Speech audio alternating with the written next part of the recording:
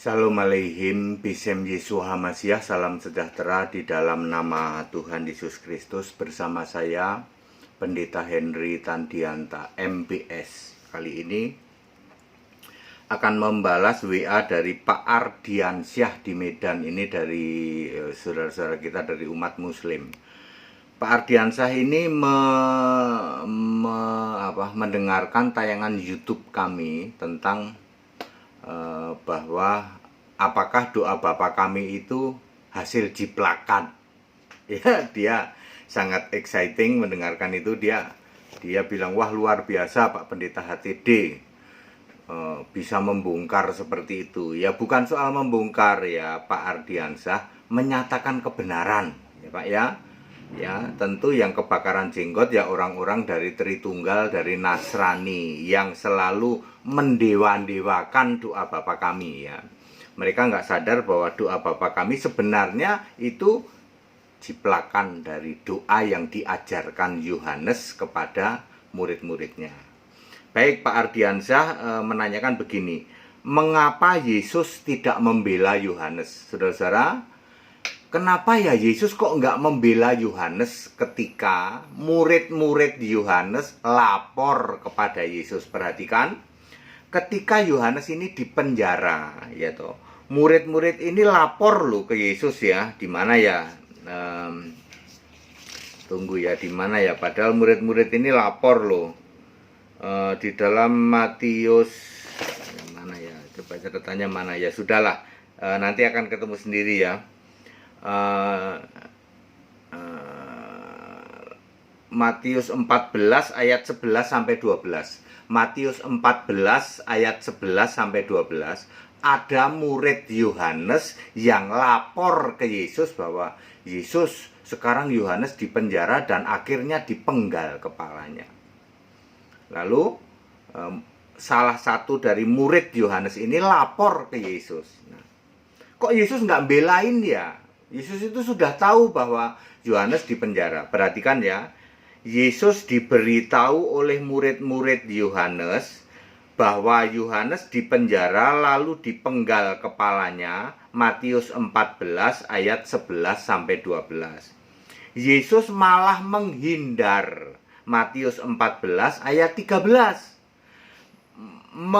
Menyingkir ke tempat yang sunyi.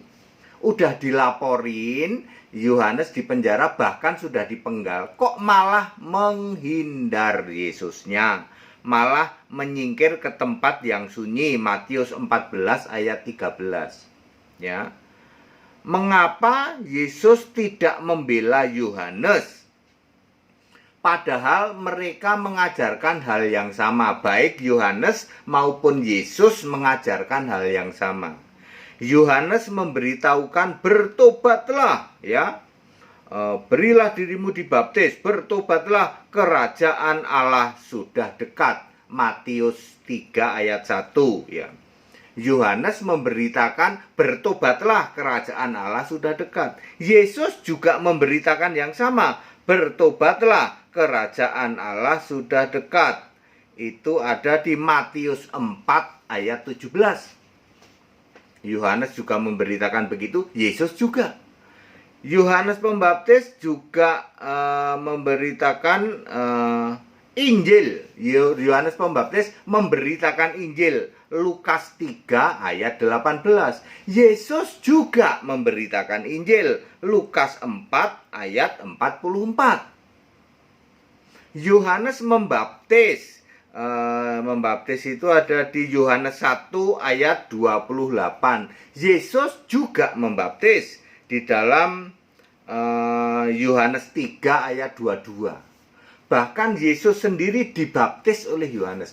Ini kok aneh, kata Pak Ardiansyah dari Medan. Masa Yesus nggak belain Yohanes sih?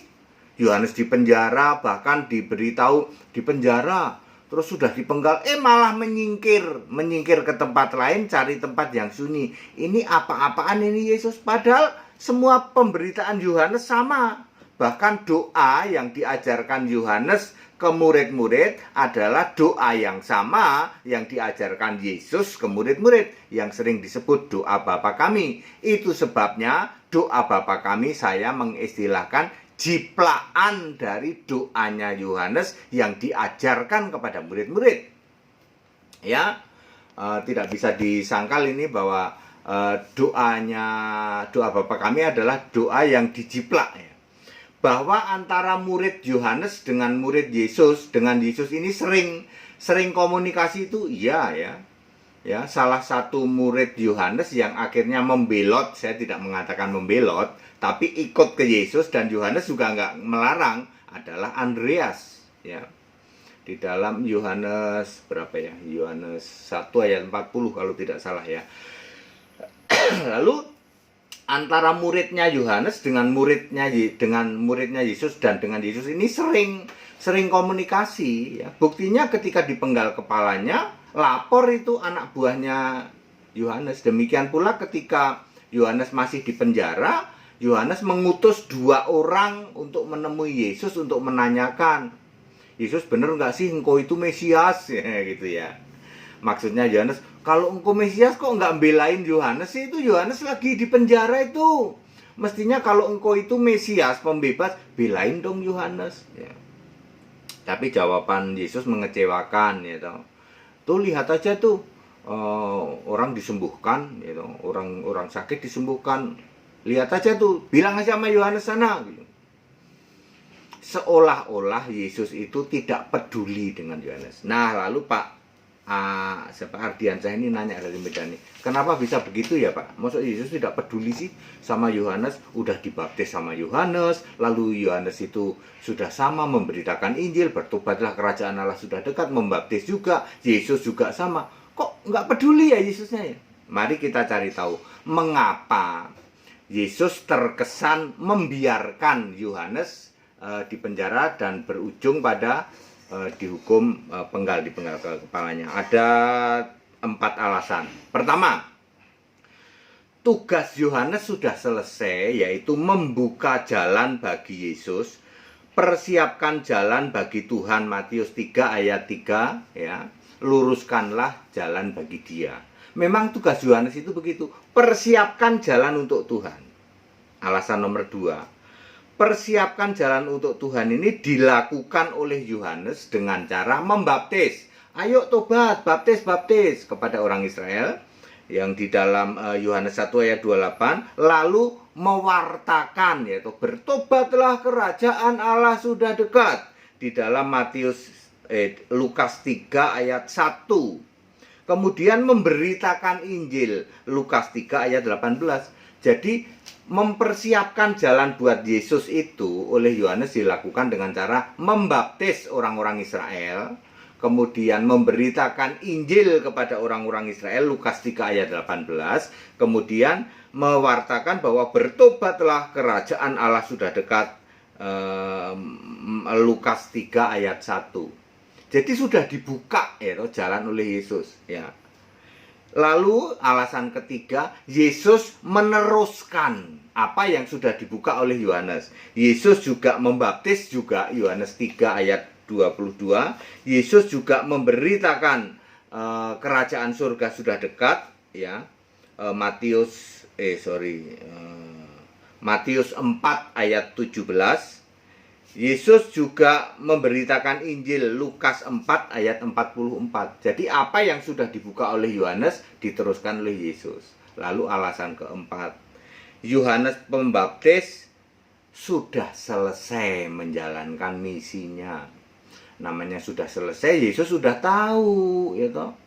Yesus sudah tahu, sudah selesai, mau dibelain apa? Endingnya dipenggal kepalanya. Ya sudah, memang sudah selesai kok. Ya, itu sudah dirancang oleh Allah bahwa Yohanes itu memang membuka jalan dengan 3 cara tadi, ya. Membaptis orang-orang Israel, memberitakan kerajaan Allah sudah dekat, dan memberitakan Injil. Yesus melakukan hal yang sama, nerusin yang dibuka Yohanes, ya toh. Membaptis juga, Yesus membaptis, kemudian Yesus memberitakan kerajaan Allah sudah dekat, dan Yesus menginjil. Di samping itu Yesus mengajarkan doa yaitu doa yang diajarkan Yohanes juga kepada murid-muridnya. Yesus njiplak doa ya. Njiplaknya nggak cuma doa sih, baptisnya juga njiplak. Beritakan Injil juga njiplak. Kerajaan Allah sudah dekat juga njiplak gitu. Karena memang settingan rencana dari Allah, Yohanes ini memang membuka jalan ya, bagi Yesus ya, supaya Yesus ya, tujuannya supaya Yesus enggak baru mau mulai udah ditolak gitu. Andekan ya, enggak, ini sekarang kita pakai logika sederhana ya. Andekan Yohanes tidak membuka, ayo baptis kan nggak pernah dikenal namanya di Israel ada baptisan, lalu Yohanes duluan yang baptis.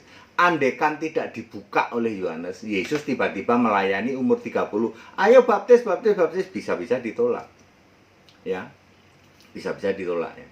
Kemudian beritakan kerajaan Allah sudah dekat ya, sama bisa ditolak juga Yesus kalau tidak diawali dibuka oleh Yohanes, kemudian menginjil juga ya, memberitakan Injil ya. Tentu Injilnya sama, Injil kerajaan Allah ya.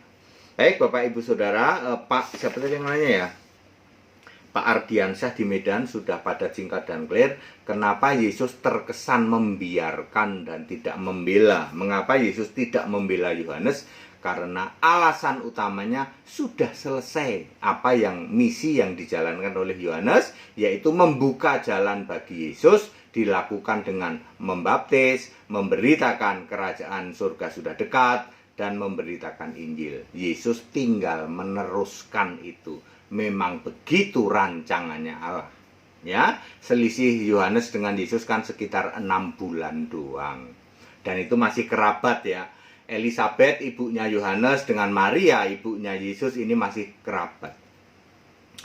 Ayo Bapak Ibu Saudara yang mendengarkan yang ini, wah iya ya bener ya, ini semua ayat Alkitab, betul ya. Ikut sekolah Alkitab Bapak Ibu Saudara. Pak Ardiansyah, kalau Anda belum ikut sekolah Alkitab, ikut Pak ya, supaya Bapak mengerti akan kebenaran Alkitab. Ini kebenaran Pak ya, tidak bisa dibantah, tidak bisa dikomplain, karena ini semua pakai ayat Alkitab. Sekolah Alkitab di tempat kami full Alkitab Pak, nggak pakai tafsir sama sekali. Ayo ikut sekolah Alkitab supaya paham di atas rata-rata. Segala hormat, kemuliaan untuk Yesus Kristus, satu-satunya Allah yang benar, Allah segala masa sebelum segala abad, sekarang sampai selama-lamanya. Haleluya. Tetap bersama saya Pendeta Henry Tandianta MBS. Amin.